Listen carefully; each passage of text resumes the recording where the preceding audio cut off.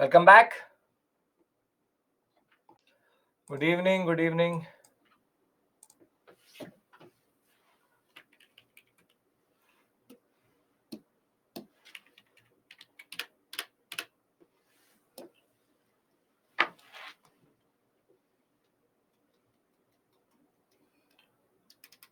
Good evening, Samita. Good evening.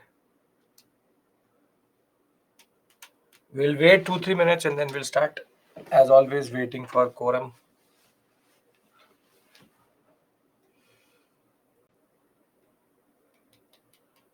Sir, can you please provide some practice prelims questions?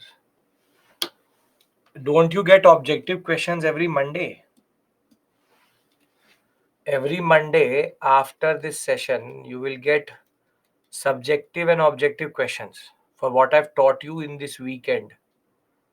So I hope you get it. I have to go through all the police PDF.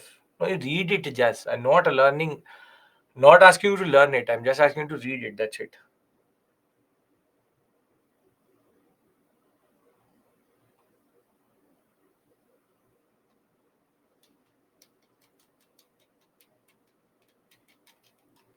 I'm not aware. Parashuram, as soon as this session will end Monday, Saturday, Sunday, whatever I teach you, Monday you will get 5 subjective questions and I think 15 or 18 practice questions. You get it. Check your dashboard and your portal a little bit. Perfect, Selva. Nothing better. If you're not able to find it still, you email me. I'll ask the team to share you the pathway to do it. Obviously on Monday, right? Only when I've taught you over the weekend, then only you'll get it. Weekday students get it on Saturday morning or Saturday afternoon after going from Monday to Friday. And weekend student get it Monday or Tuesday according to the modules I've covered.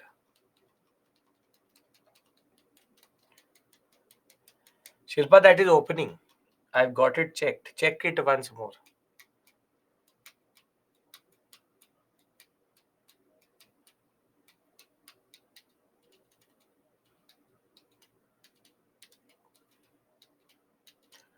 We'll wait one more minute or because still 2015 of you are absconding. Then we start commercialization.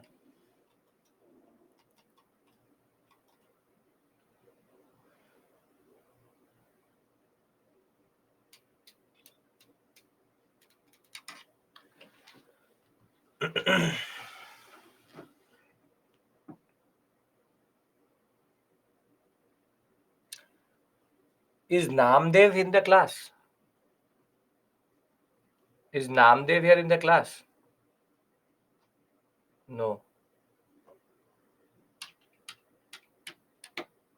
Anybody called Arush Namdev?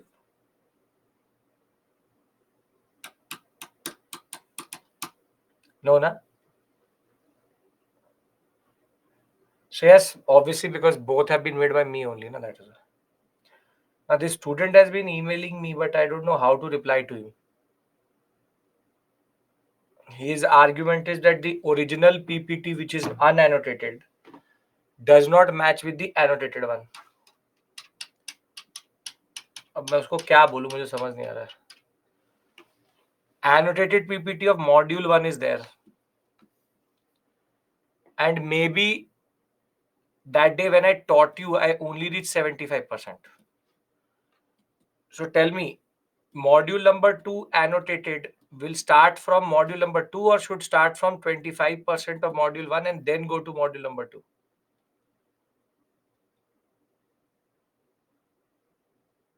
That 25%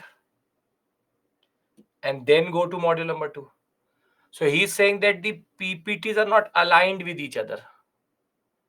So I don't know how I align it. 3 mails I've got since the morning. So align it.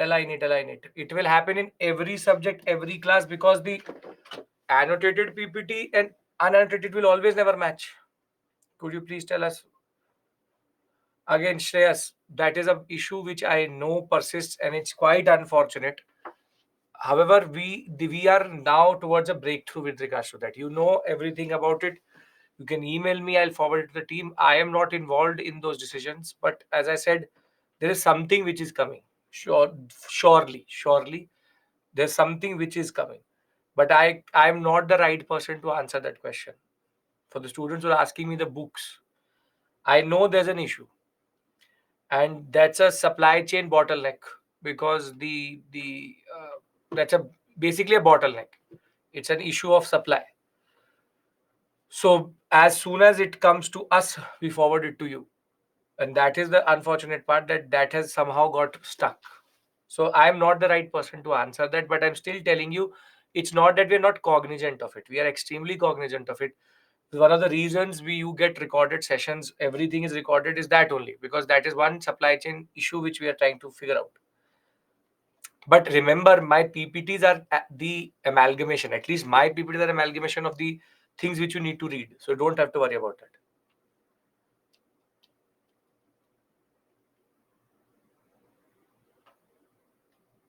Adil, if there is any logistical issue, any other issue which you have, if you want to talk to the mentor, you email me, I'll forward it to the team. I'll wait one more minute, not after that. How much time allocated for reading newspaper? Email abhishek.mishra19@byju's.com. See, don't read the newspaper for 5 to. It's half an hour is more than enough. Half an hour, 45 minutes. Some students do a thesis on the newspaper itself. That makes no sense. According to me, it makes no sense.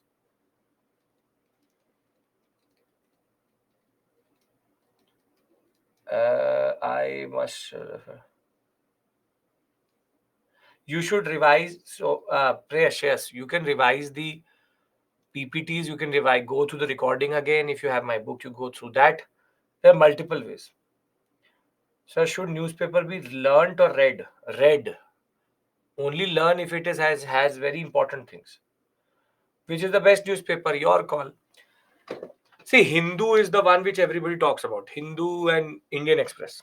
But uh, quite recently, I've started to enjoy Indian Express more than Hindu. So Hindu is equally good. But the problem is that Hindu editorials have now started to become a little bit waywire. If you've seen CNA with me, you would have seen that I tend to avoid certain editorials. Whilst the explained pages of Indian Express is good. If you read both, it is good enough.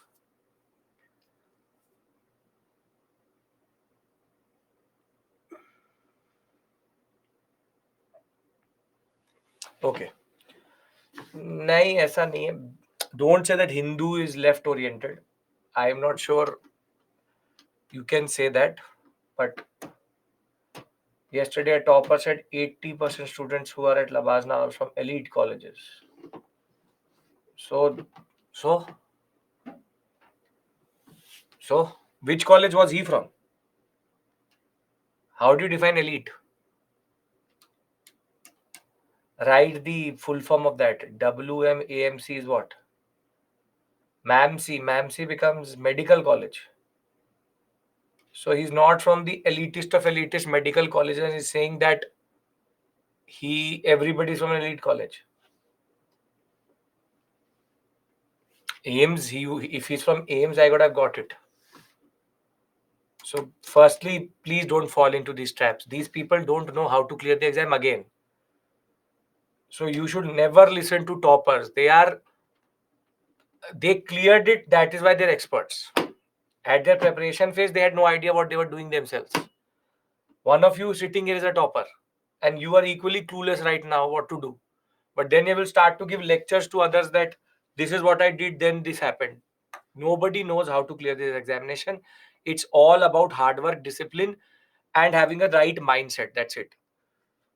There's no one path. Somebody can clear it in 3 months, somebody can clear it in 2 years, somebody can do it in 1 month, somebody can't clear it after doing 5 years. There is no logic in this examination. So these toppers, they have a lot of things to say. He's from MAMC. So then how is that he's from elite colleges? So how do you define elite? So it's very easy to say that. Very easy to say that. That is not even true. Nowadays, that is actually not even true. If that was true, then it would be something which would have been.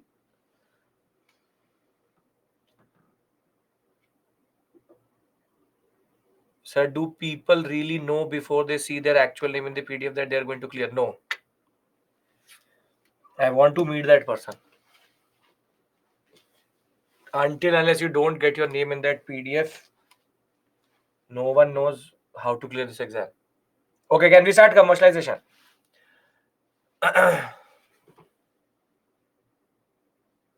See, it's not about, see, Antariksh Jain is sure. See, when, where does it say that you have to be from a good college?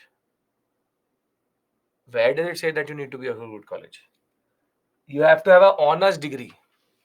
And I don't know how you define a good college. I don't know. How do you define a good college or a known college? Previously, St. Stephen's used to send 50, 60 students to Labasna. Now that would be only 1 to 2. So how is that? Stephens, Hindu, Delhi University, JNU, they have all now been replaced. IITs is something which is something as a basic pattern, but that is something totally specific to that. Too, IITs also have their own hierarchies. So if you see, I don't know why would you open that type of content and listen to it. That is what I'm trying to say here. That is what I'm trying to say. See, there will always be motivation, there will always be demotivation. So students tend to start to watch, for example, certain web series on struggle. They will start to watch certain movies on struggle. Why do you want to struggle? Do you have less pain in your life that you will take someone else's pain? Use your time better, and there is no set pattern.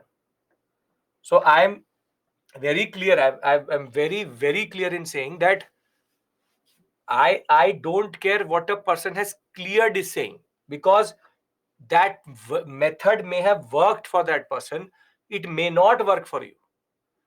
Everybody needs to find their own way, and that is how UPSC is cleared. There is no this examination defies logic. You could be extraordinary, you could be anything. Still, you can't clear.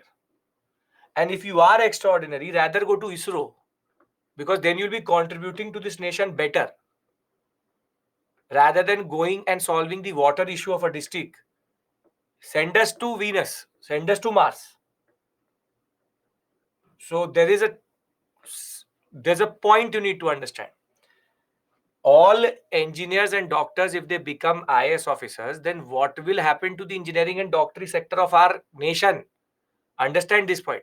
So don't go with these patterns. The nation needs you in different ways, but be motivated. Demotivation वाला देखना ही क्यों है?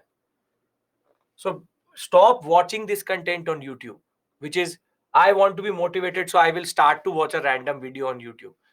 Look at why you started. Look at what is the reason why you started for. Please understand this point. If you will always find motivation in videos, you will never find motivation. This is a point you need to understand 110%. Because there is a very bad culture which is that I am not motivated, I will watch this, I will watch that, I will listen to this, I will listen to that. Nobody is there to help you except for us who are basically, or this, what are we trying to do here? We are trying to make you IAS officers. But the basic point is that except for the teachers who are trying to teach you, other than that, nobody is a friend. Understand this point. Please understand this point. Everybody has an agenda, everybody has their own understanding. You have to find your own way, you have to be motivated in your own self. There is no set pattern, there is nothing. Remember this point. Remember this point, there's no set pattern. Because if there was set pattern, everybody would have done that only. That's the only point you need to understand. So your very good friends, your very good acquaintances who will be now standing with you, they will not stand with you. They might be using you. Somebody has to say that to you. I am telling you that this world is there to basically use you. So rather be self-motivated, because you will always encounter people who are genuinely caring and doing for you, and who are not doing it. But yes, this type of rhetoric, which is 80%, what is the point of saying that? That Labasna has 80% elite colleges. So what? We should stop our preparation. बैठ जाते हैं फिर. What's the point? Leave it, let's sit. We've already got out of that picture. And the irony of that fact is that if that person was from, for example, IIST, from AIMS, from, for example, IIT Madras, then it would have made sense. I know the academic sphere very well, and I know Maulana Azad Medical College also. I know GB Pant also. I know AIMS also. I know all other Vellore, VMC. Everybody knows. So where you stand in that, you are yourself not from a very good college, and then you're talking about that. So never, ever, ever let others tell you what you can do and cannot do. Because there will always be people who will tell you, you can't do this, you can't do that. So stop this and start your own journey. This is the point I will tell you. Nobody knows where they're going. And this is what I say to everybody. You are clueless, everyone is clueless. You are in an issue of stress, everybody is in stress. Nobody knows what they're doing. Understand this point. Everybody should understand that. Well, Jaswant, well, you would be a better expert. Academics is nothing in medical colleges. I can say that from personal account. I am not here to do medical bashing or engineering bashing. Colleges, if they really mattered, then it would have been a different story altogether. You also know that. We also know that.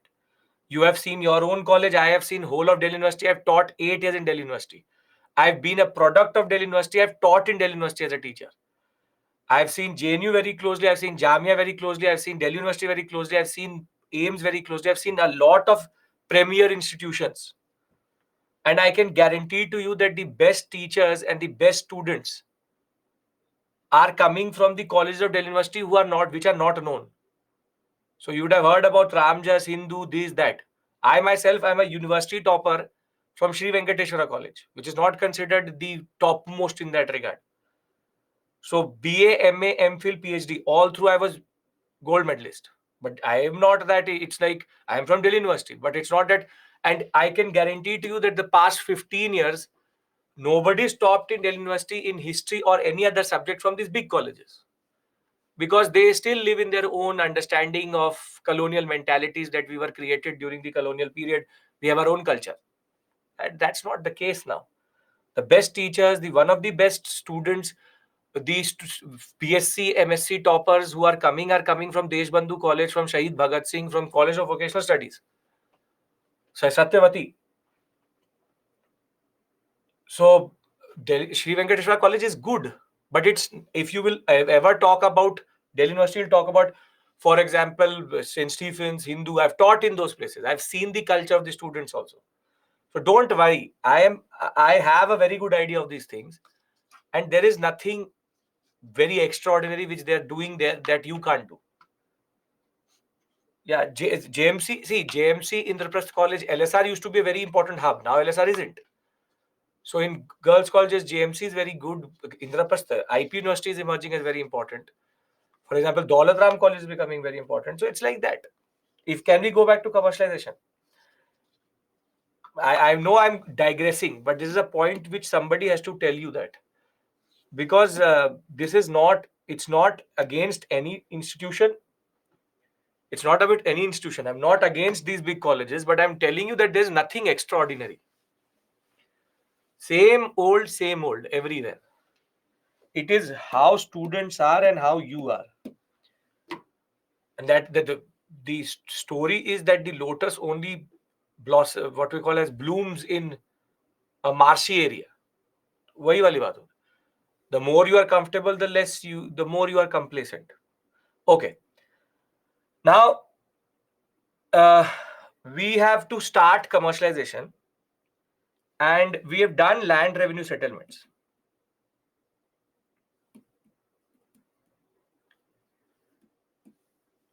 Now, when we talk about commercialization,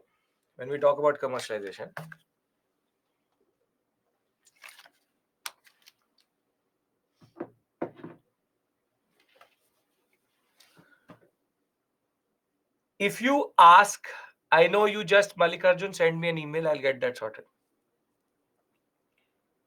I'm here in front of you, I'll forward it to the team. So, if you ask a Britisher, and now please pay attention, small topic but interesting and important. If you talk to a Britisher, or generally, if you talk about impacts, as I said, Gaurav is saying, please take some quiz for practice and assessment. I have no idea if you know or don't know. Every Monday there will be a 8:15 to 8:18 questions are uploaded in subject on objective, and 5 subjective questions are uploaded. And previous year questions I can only teach you after covering a certain portion. So I will do that. But previous year questions are not for assessment. In your dashboard, explore your dashboard. In every place, every Monday for weekend batch, there will be objective and subjective questions. 15 to 18. Past 2 weeks, they have also been done. I send the questions. I know the questions I've sent. So for today and tomorrow, it will be uploaded on Monday. For last week, it would be there already. So we are now going to talk about commercialization. So if you talk about the British, if you talk to a Britisher would say that we did commercialization. And commercialization generally, now pay attention, listen to me. There's a very interesting connection here. Commercialization generally is considered as a positive thing. It's considered a very positive thing, which is that peasants moving towards cash crops is basically commercialization. When the peasants or the farming community starts to move towards cash crops or starts to produce for the market, it is called commercialization. And even certain books, certain authors, certain people who are teaching this whole same area will talk about commercialization as a very, very positive sense. See, our peasants move towards commercialization.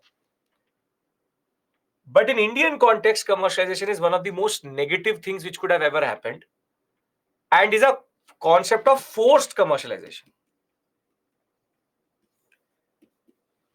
If it happens automatically, yes, I know 12th class eco NCERT, it will talk about commercialization in positive light. If it would have happened in a automatic way, it would have been a good thing. But commercialization was a desperate move by our peasants because of a chain reaction which was happening in India. So when I talk about commercialization, there are two processes which are happening together. See, land revenue settlements are very closely related to commercialization. Land revenue settlements are leading to overassessment.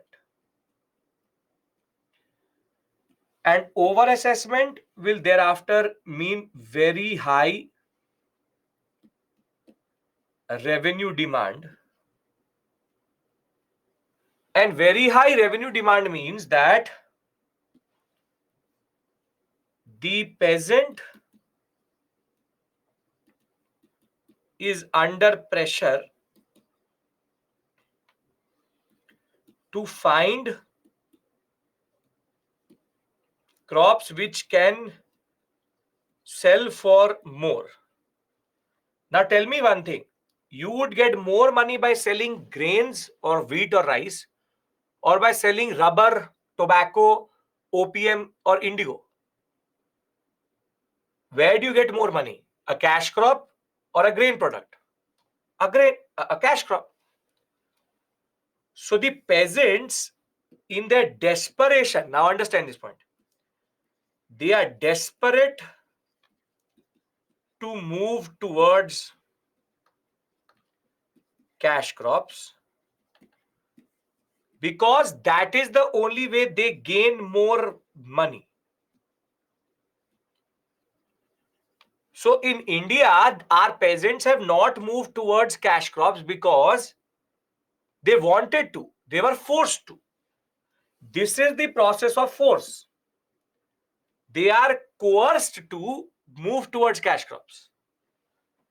And if that is not enough, If that is not enough, this coincides with something else which is also happening. The British in the triangular trade want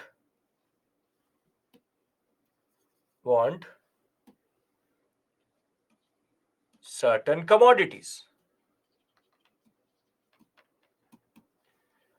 and these commodities are in demand in the world, and at the same point of time the peasant is looking for cash crops. There's a list of crops which British want, and here comes the convergence.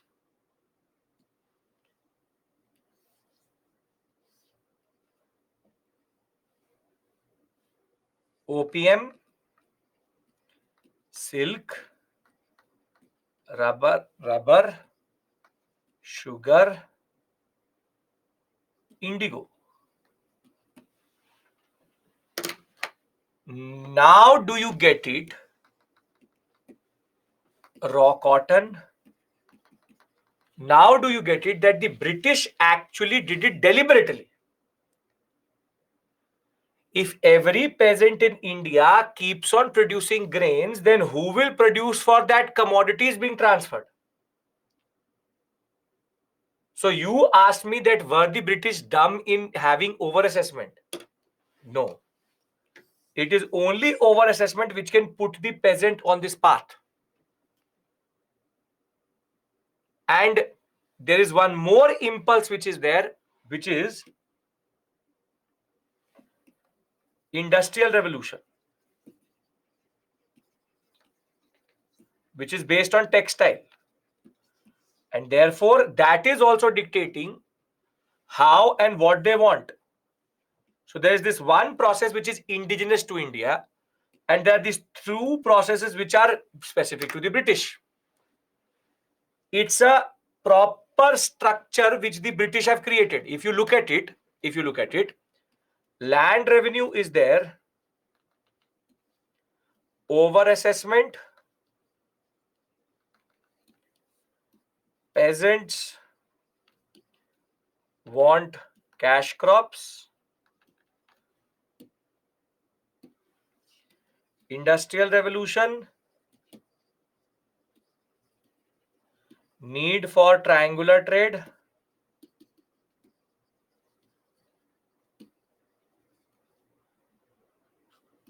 want certain cash crops,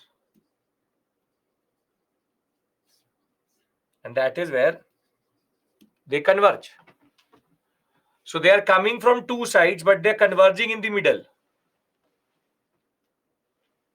This is where the convergence is.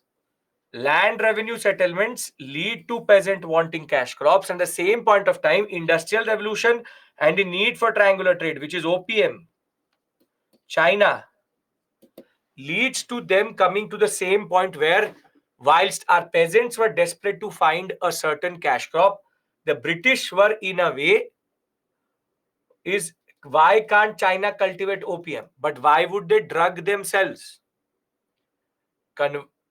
Understand this point. Opium is not something which the Chinese like, or opium is not something which the British forcefully fed it to the Chinese. You would have heard about something called opium wars. Have you heard about the opium wars?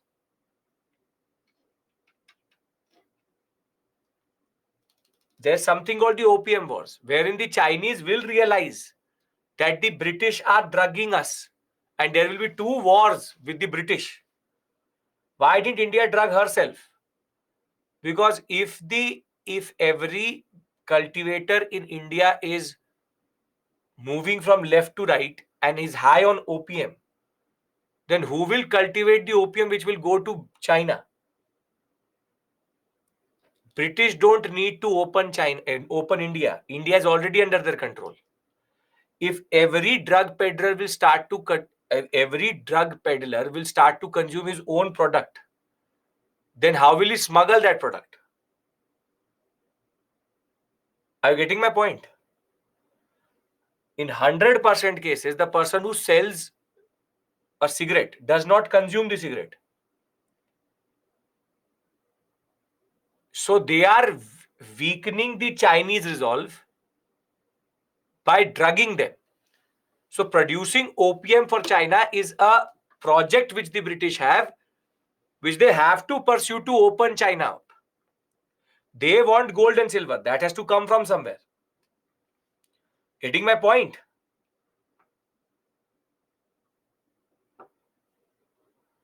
Okay. See, again, I'm trying to create a certain connection. I hope that connection is being made. I'm trying to argue two things. Peasants are not doing it out of interest. They're doing it out of compulsion. And the British timed it in such a way that when they needed certain commodities, our peasants were already destroyed. If our peasantry would have been strong enough, maybe the peasantry would never have gone towards these cash crops. So at the same point of time, when this is basically the whole video thing which you said, you are from a certain college and that person says you have to be from a certain college. So it is adding to your own insecurity.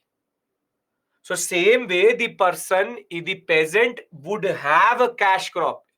You tell me if the peasant could be in food grain, if he still has that concept, then why would he go to cash crops?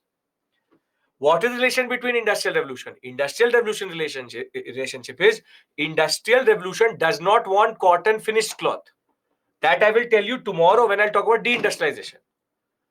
But they want raw cotton because they have to sell that raw cotton to the French.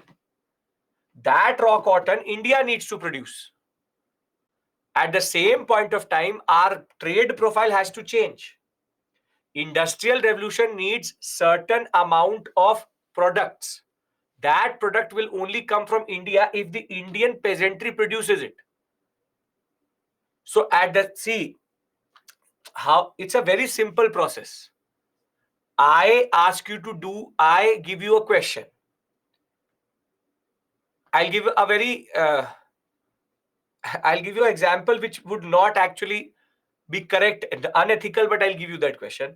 I tell you that one question is going to come in the examination, or 10 questions are going to come in the examination, and a lot of tuition teachers do this, and even school teachers do this in India. I will set the paper. I will set the paper, and I will ask you 10 questions, and I tell you that if you buy my book, those 10 questions are in that book. So at the same point of time, I am telling you something and I'm compelling you to do something. You want to pass, so you need those 10 questions. And I'm telling you that go to my book because those 10 questions are in that book. So at the same point of time, when the peasantry has been destroyed and looking for cash crops, the British are telling, we want these crops. Maybe if the peasants wanted to go for cash crops, the British did not want it.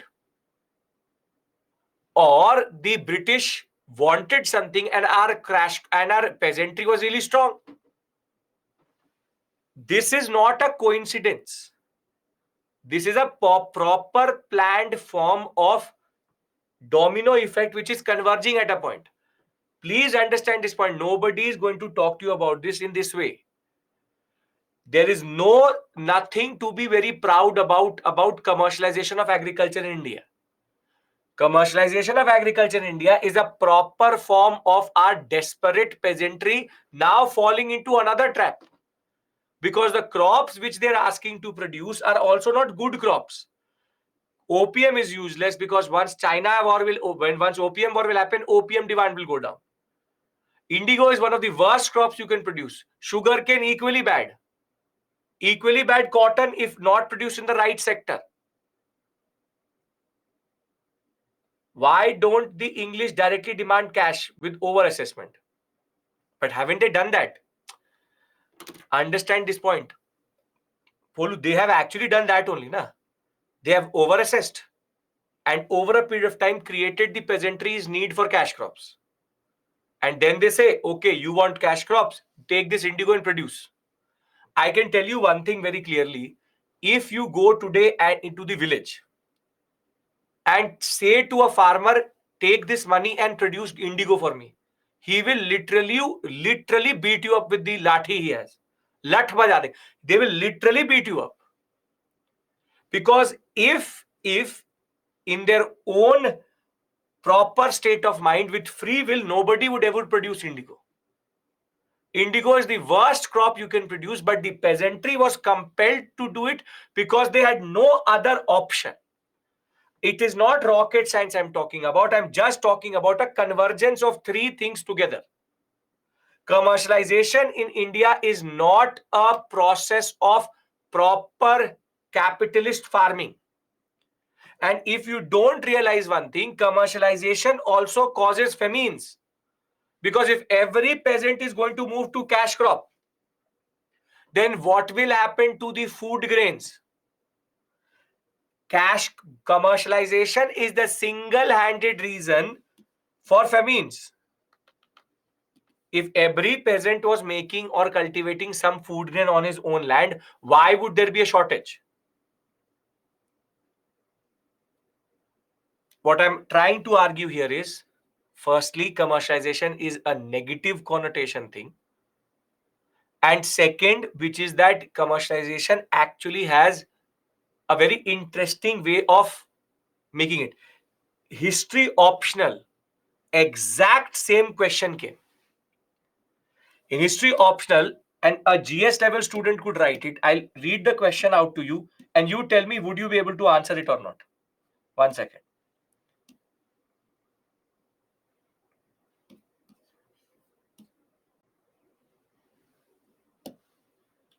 One second.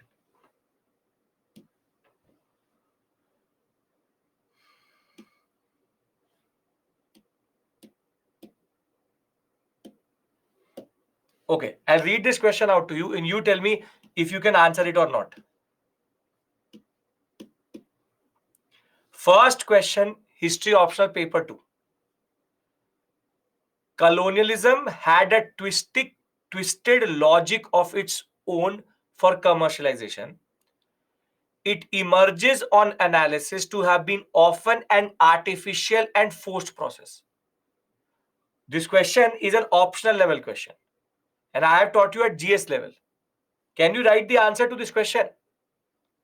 It is asking that you want me to. Okay, 1 second. Wait. You want me to post it in the chat box? 1 second. Wait. I want you to read it closely. See, this I am trying to show you whatever question can be asked. Okay, 1 second.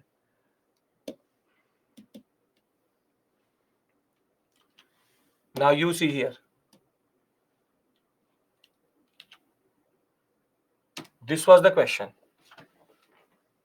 Now you tell me, are you capable of writing this?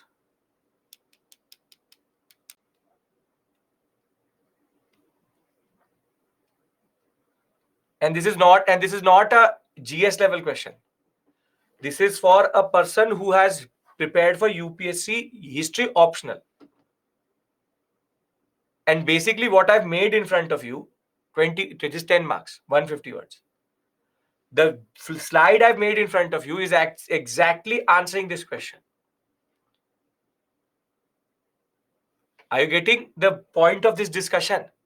In a way, this whole state question actually defines and summarizes what I'm trying to say. It is an artificial process. It is a forced process. It says colonialism had a twisted logic of its own for commercialization. It's a way of saying that colonialism changed the way commercialization should be seen as. Commercialization in every country is seen as a good thing. But when it comes to commercialization in India, it is one of the worst things which could have ever happened.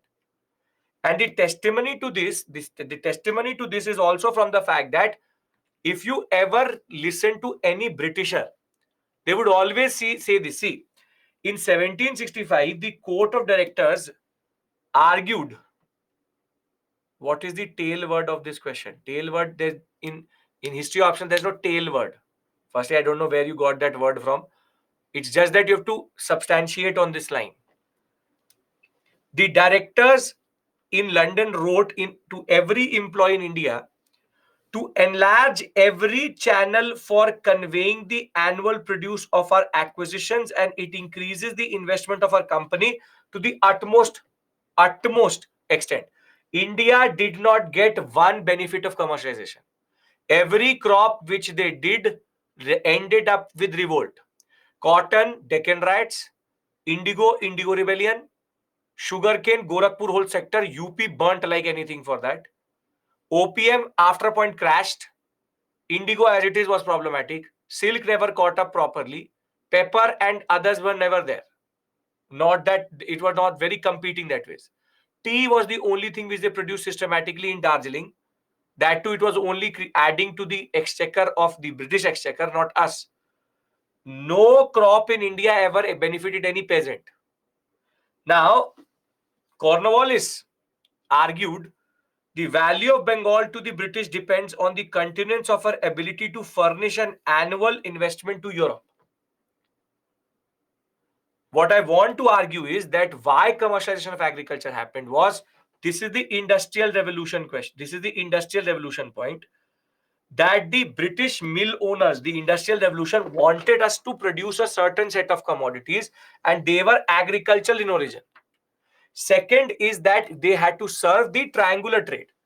The fact that the Chinese market needed opium, that is why in the whole empire, commercialization was to serve the triangular trade. This triangular trade is what commercialization needed to serve.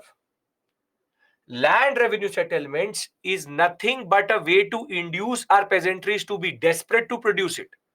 Because if you get a bad, you tell me, if you have a good deal, a good job, why would you go for a peasant commodity which would actually destroy your own land? Understand the compulsion, because then you will say that why did our peasantry do? Because our peasantry did not have an option. Are you getting my point? Can I move on from this point and discuss the commodities?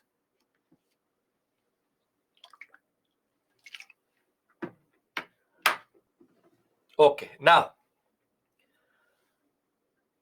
when we talk about commodities, the first commodity which they needed to was silk. Was silk. The British used to acquire from Spain and Italy and from China silk. Sir, is it to say that in order to meet overassessment of the British, the peasant organically moved to the cash crops? In the word organically will not make sense. Samishta, the word is not, it's not organically. The word cannot be organic. Organically, they would never move to the crops which we are talking to. It is overassessment of the British which made the peasants forcefully move to cash crops. Not to the, they could have gone to any cash crop, but they're going to specific cash crops which the British need. Understand this point. Organic would have been that a peasant may be producing, for example, rubber or tobacco or something else, vegetables. But they didn't do that. They went to a specific set of commodities. That is the point you need to understand. There's a convergence, there's a coincidence. Did they go for sugarcane? Yes, sugar was in demand quite a lot. The first such commodity was silk. Silk was to counter Spanish and Italian silk, along with Chinese silk.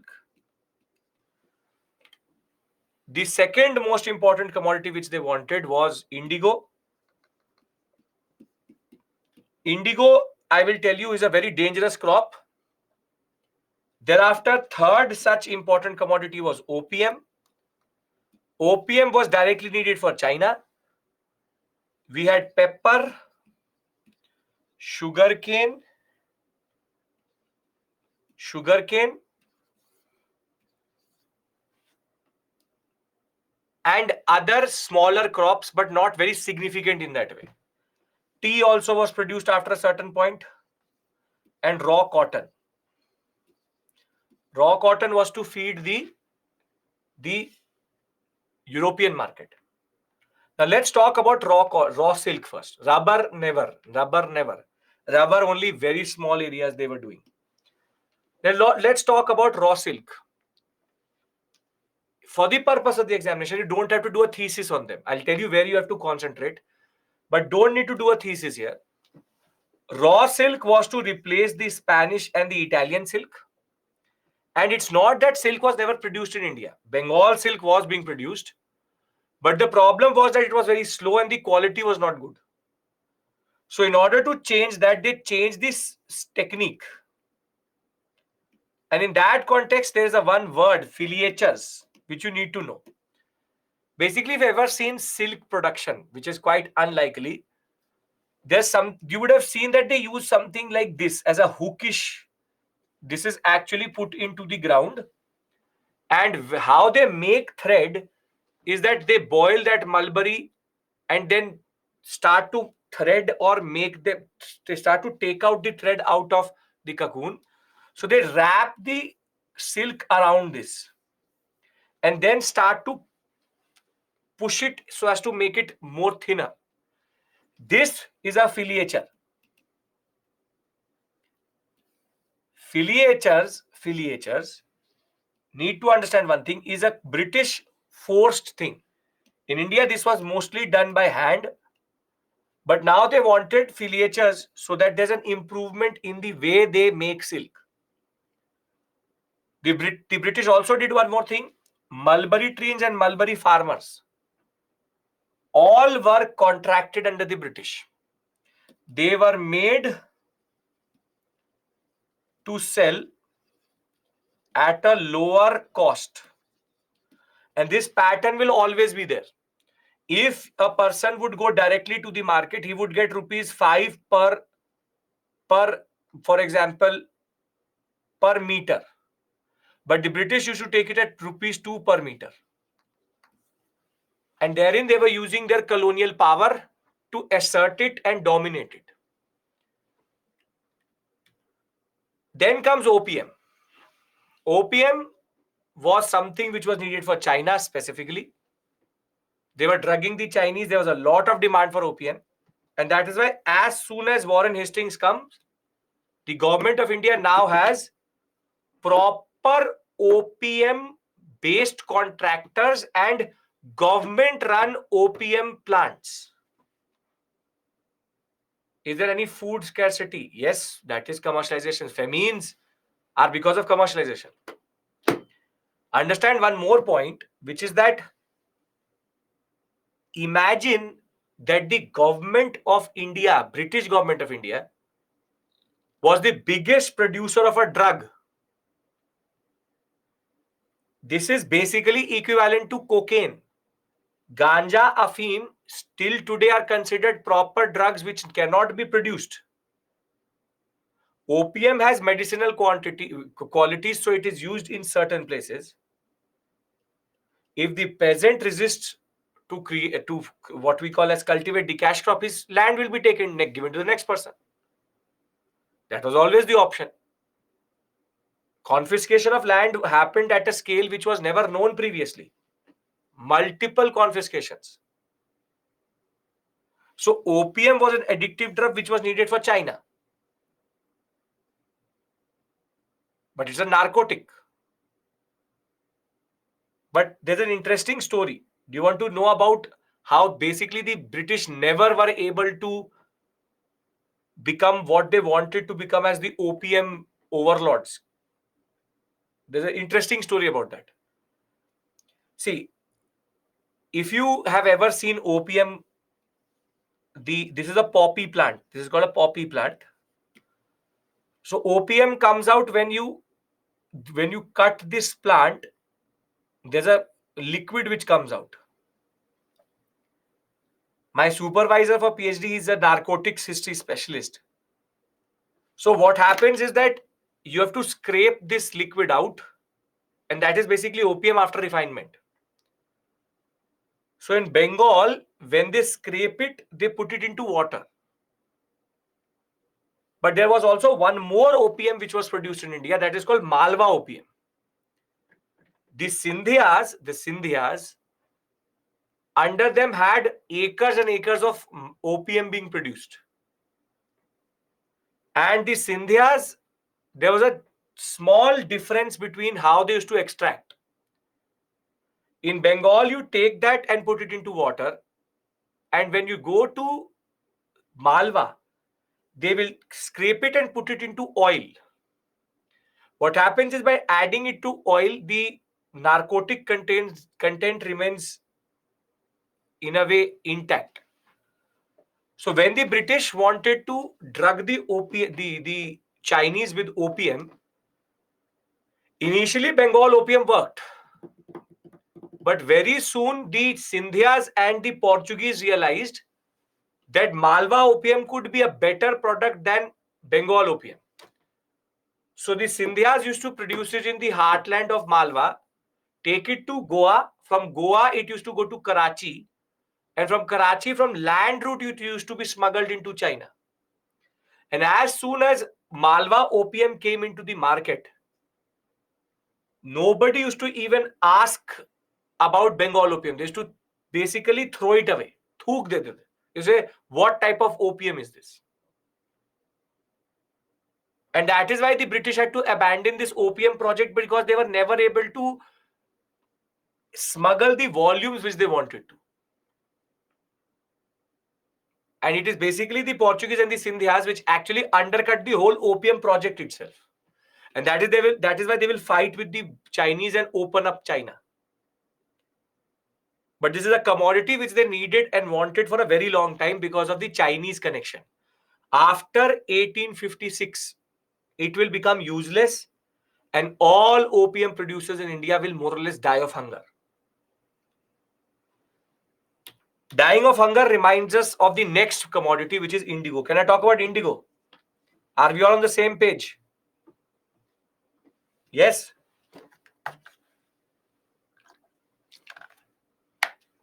1856 is first opium war. Now, indigo is Neil. So before indigo, if you wanted to get blue color on your cloth, this blue color, you would needed something called wand. Wand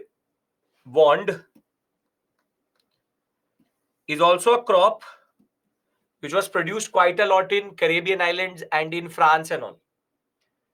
But the problem with wand is it's very, very low quality blue. Gives very pale blue color. Looks like it's faded blue. Now what basically opium is, it's a leafy plant. It's a leafy plant.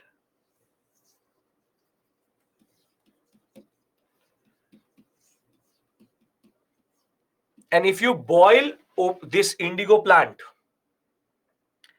it gives a very strong, royal blue color. Ganja and opium not the same. Ganja is marijuana. Opium is afim. Marijuana is basically ganja. Ganja is different. You should not know that. Okay. Why you're going to ask for ganja and you will get opium? Or you'll ask for opium and you'll get ganja? Tobacco and opium are different. Tobacco is a leafy plant. Tobacco is legal. Opium is afim. It comes in small balls. Grayish balls. अरे good in सब चीजों के बारे में confusion नहीं होना चाहिए. सही बात. Okay. Indigo plant, boil it, gives a very strong blue color, and then you distill it or let it evaporate, let the water evaporate, and what is left is a powder which is basically Neil. But the problem with this plant is very dangerous. The problem is it's a very nitrogenous, heavy plant. Basically, if you plant it, it takes away fertility very quickly.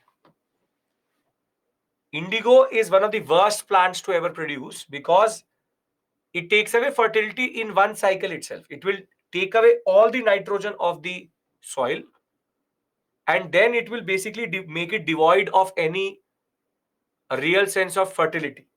And therefore, if you produce over a period of time indigo, over a period of time, the yield keeps on falling. You will produce 100 kgs, then 90 kgs, then 70, then 20, then 10. Maybe if you keep on producing it, you will go to 5 kgs. That is the level of destruction which this crop can do. When it comes to fertility, it is a very bad crop. But indigo was a lot of demand. Tell me, why would indigo be needed at this point of time? What was the principal reason for indigo to be answered for or asked for? What is the principal reason?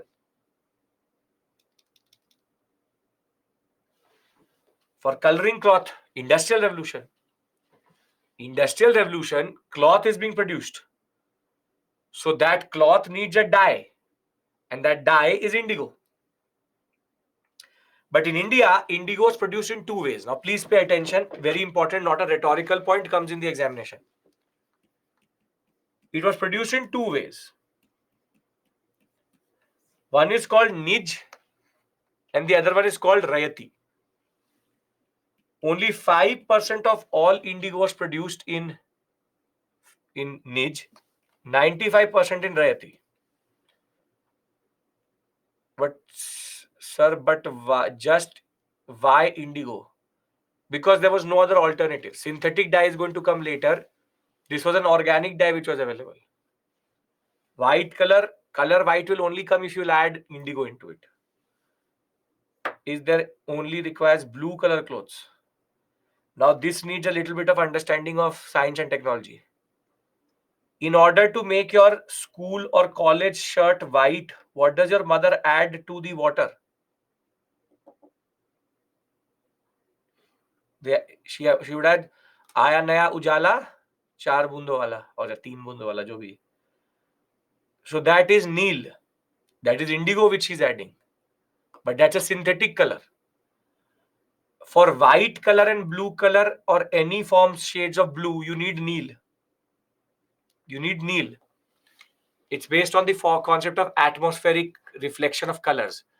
If you want to make something blue, white, you add a little bit of bluish so that it absorbs the atmospheric colors and it becomes more and white. Separate issue altogether.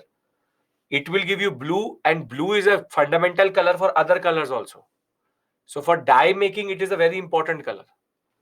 Now, Nij is a system in which Europeans come and establish their own plantations on which indigo is grown and processed. Tell me why only 5% would be done and why the Europeans did never preferred this way of indigo production. Why? It's a very obvious answer. India was a very important center of indigo production. It's a tropical crop and it's an important crop. The reason is not cost. Which European would want his own land to lose fertility? If this land is owned by the European planter, if he grows indigo too much, fertility will go down. So no planter would want to destroy his own land. That is why Nij was very rare in India. Europeans never wanted to go for Nij because they preferred Rayati. Now Rayati is a very dangerous thing. Under Rayati, what happens is every peasant in a certain area is given an advance to produce on 25% to 30% of the best land they have indigo, and sell this indigo at a fixed price back to the British or planter. Now, basically, the concept is very straightforward. A is a farmer. He has land. This is the best land he has. The British will come and say that I give you rupees 100. I want 10 kgs of indigo. So what is the cost they have decided? Nij and Raiti are only for indigo plantations. What is the cost they have decided? If yes, perfect. Rupees 10 per kg. Rupees 10 per kg. Now, the prevailing rate would have been 20-30. So they're already paying very less. But the farmer gets this money upfront. Now, what will happen is, first year he will get rupees 100, and this will now start to become a dead trap. He will produce 10 kgs. Very good. Now he'll be asked to produce next year again rupees 100. But will the yield of indigo remain the same? No. So it will go to 9 kgs. And now he owes that person rupees 10 more. And now the yield will go down more. This will become 130. This will be 7 kgs. And there will come a time that the debt will keep on increasing and the yield is going to keep on decreasing. And when the peasant wants to stop, he will be beaten up. He will not be asked to stop this production. And that is why the indigo revolt happened. Because the peasant was sick and tired of producing a crop which was never giving the exact yield every time.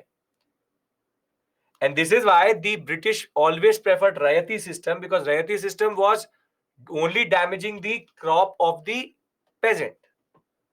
And now if you look at it, you tell me, if the peasant was not desperate for money, would he have ever actually chosen indigo? It is the high demand of the British which is forcing him to go in this direction.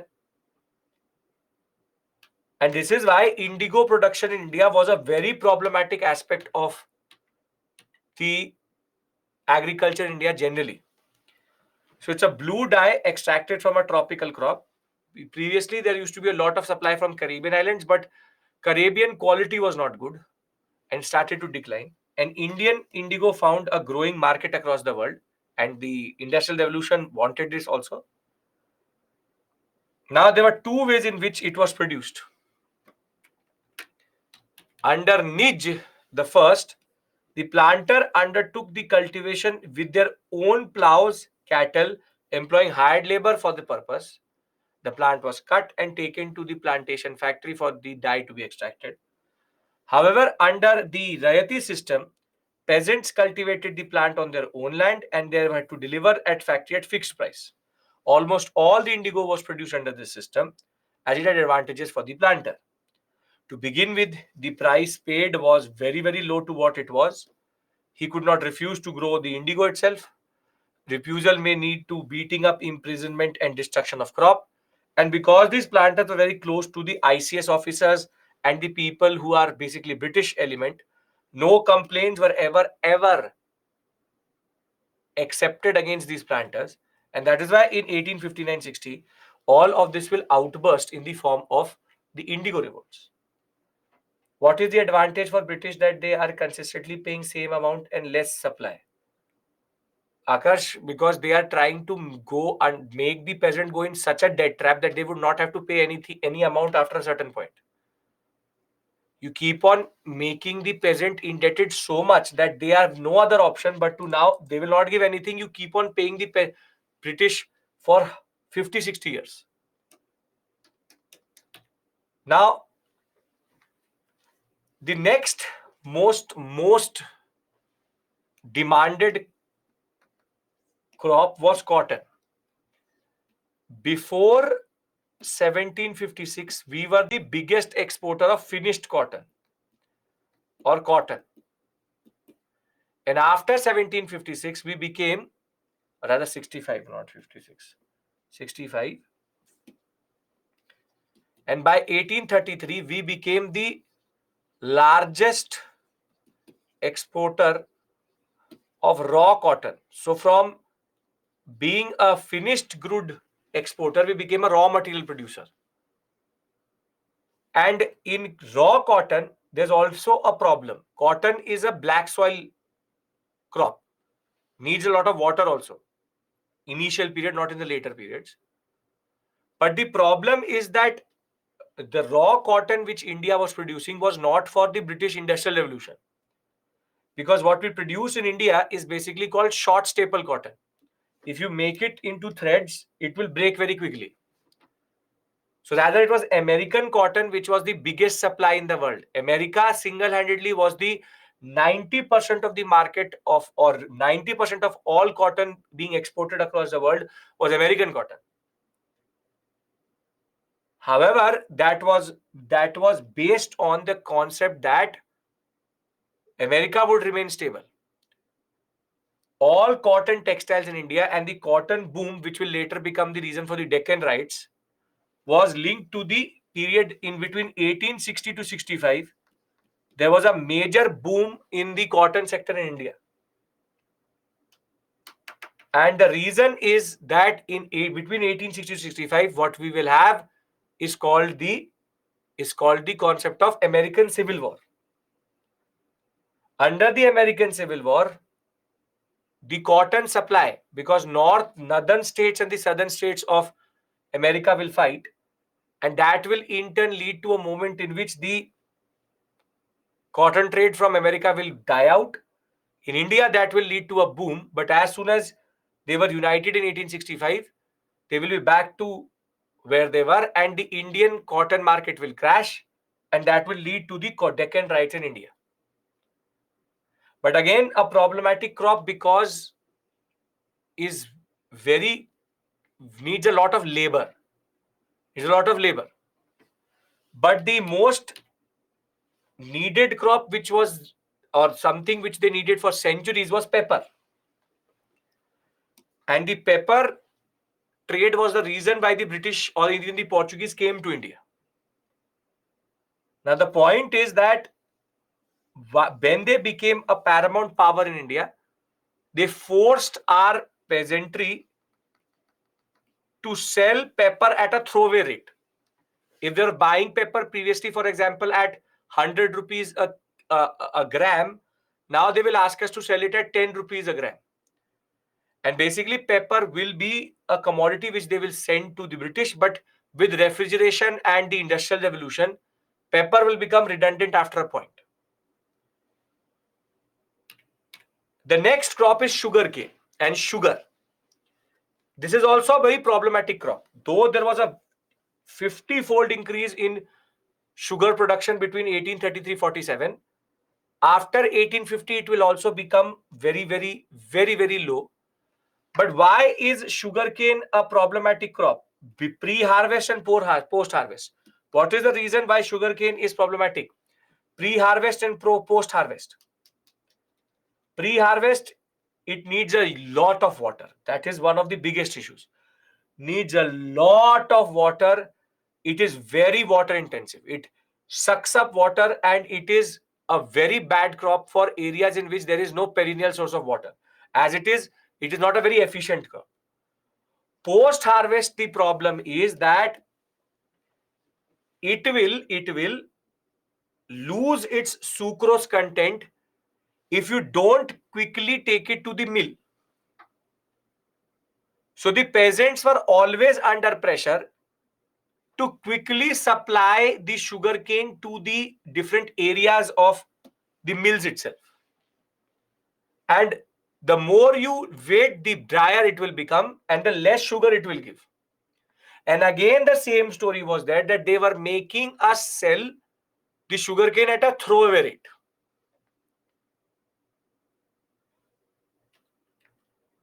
Now, if you look at it generally,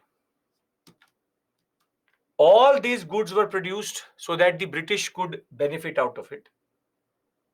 India received nothing when it came to any form of return on this. And we'll not start deindustrialization today. But what I want to do is consolidate what we've done till this point. And then we can stop for today. Deindustrialization, drain and famine I will do tomorrow, along with constitutional development and education policy. So can I consolidate what we've done till this point? Today, since the beginning of the class itself. We started with the wars and the tricks of the wars. Now I want to see if you can remember this after close to 10 hours of class. I'm giving you a code. Please put them in chronological order.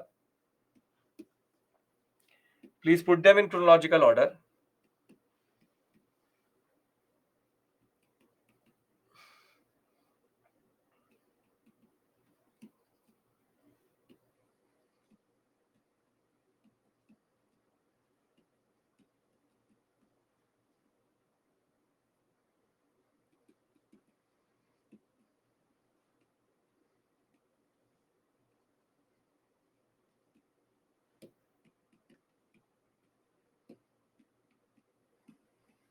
Tell me the code. I'm not able to understand the concept of bidding in the Rathway system, how it was there. Once Lala, the peasant, had in a way what we call as defaulted, then it will be given to the next person who bids on it. 2, 3, 4, 6, 5, 1 is the consensus. Okay. Let's check it. Carnatic first, correct. Buxar second, correct.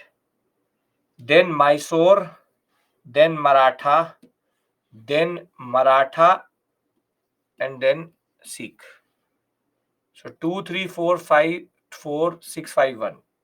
2, 3, 4, 6, 5, 1. Perfect. So you remember, this is what we started with. Then we moved towards another set of issues, which is we tried to understand subsidiary alliance and doctrine of lapse, and the 4 possible ways in which the British would have expanded in India. Thereafter, we started our most important discussion with regards to judiciary and ICS. And I've discussed with you certain structures which you need to remember. Last but not the least was a discussion related to the concept of land revenue settlements, Clivian model, farming out, permanent, Rayatwari, Mehlwari, and we finish with commercialization. If all of this is clear to you, you have no questions, you can leave the session. Thank you. I'll see you tomorrow, and I know that after 2 p.m. tomorrow, you will be distracted. We meet at 10 a.m. We meet at 10 a.m. And irrespective of that, the first session is going to be significant because we will discuss deindustrialization and famines and drain in this only. But thereafter, 2, 3 very important topics: philosophy of rule, constitutional development, and the education policy. So thank you. I will see you tomorrow at 10 a.m. And if you don't have a question, you can leave. Thank you. Take care. Bye-bye. Good night.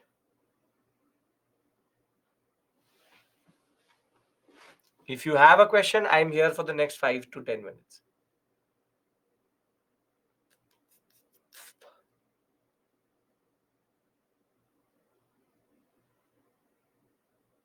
Perfect, Gulam. Perfect. Thank you, Anayala. Please explain Rayat owning property concept of landless peasant again. Rayats owning property in Rayatwari and in Mehalwari. Over-assessment leads to them to default, and then in a way they become landless tenants and their land is taken by other people by bidding. Kapil, I know that issue. Uh, you can email me, but you know what is going to happen. We are on a breakthrough in that. Within the next 15-20 days, there should be a resolution. Don't worry about that. But I'm wrong person to ask. I'm actually the wrong person to ask this question. ICS full form Indian Civil Services. What happened to the money they took from here? They developed their economy. They became the single biggest empire, the foremost industrial power. You can, Shreyas, read the Byju's monthly magazine. It will help you in consolidating and everything. A monthly magazine is to consolidate and revise quickly.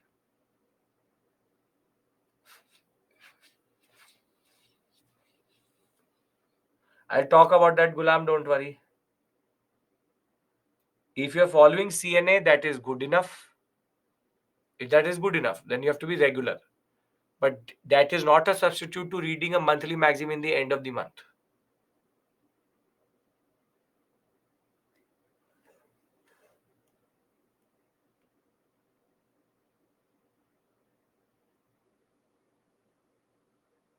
Chinmay, rather, why not watch movies about history than actually reading books?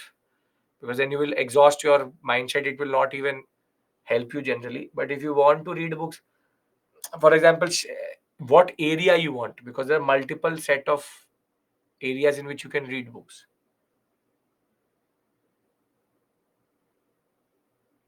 If you are putting in 2 hours to read a newspaper, that is not the way you read a newspaper.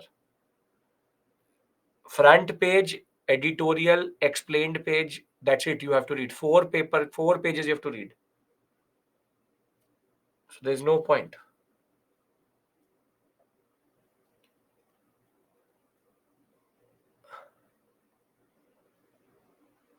That is equally enough, Tina.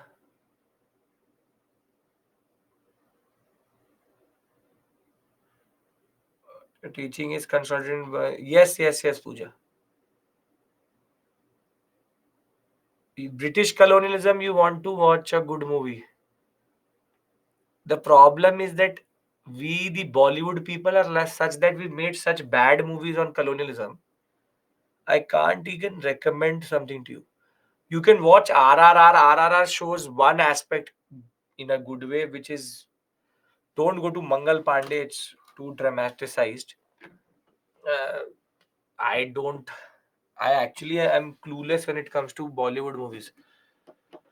British colonialism, good movie.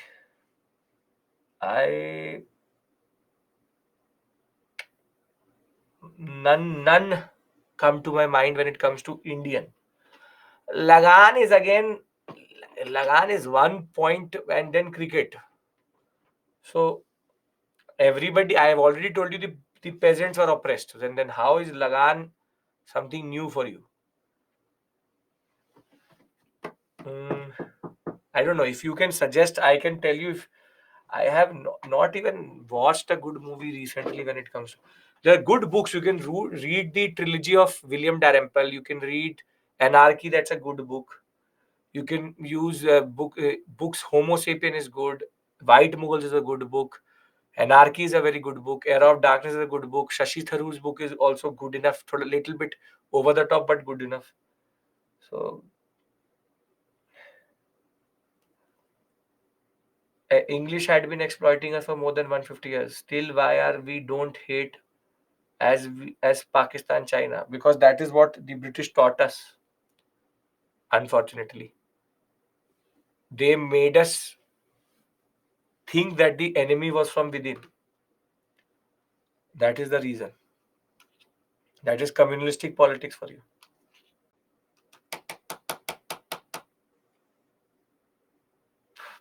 Okay.